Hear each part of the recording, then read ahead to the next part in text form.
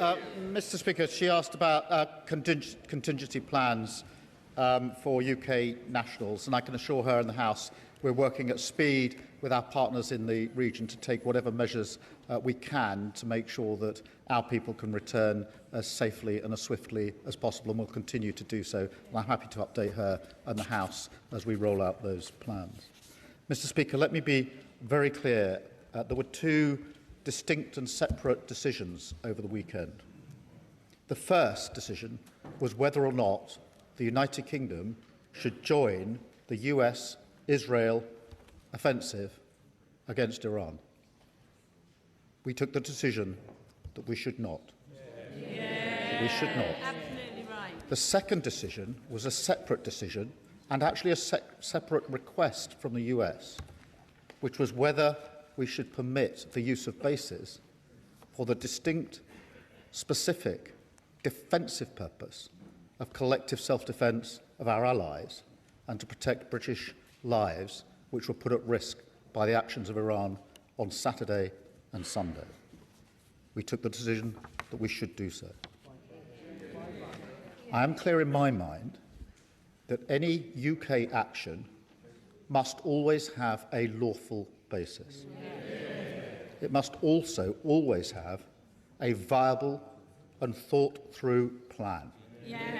And it must be in our national interests. Yes.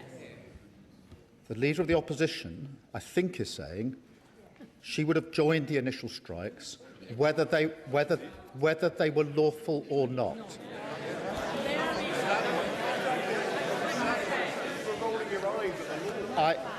I noticed she didn't say the Shadow Attorney General said they would have been lawful, just that the law should be changed. Yes. And I think she said they would have joined the initial strikes without regard to whether they had a plan. She was very critical of us not joining sooner. Therefore, it's impossible to have that position without arguing that we should and we could have joined. I fundamentally disagree. Mr. Speaker, I will tell the House why. Where our military personnel take action, putting their lives at risk, it is our duty, my duty, to ensure they have a lawful basis. Yeah. On Saturday, we deployed UK pilots into the sky in the region, and they've been working there ever since. They deserve to know that their actions are lawful and there is a viable, thought-through plan. And I will not countenance committing our military personnel to action which doesn't have a lawful basis. That is not a fair thing to do to our serving personnel.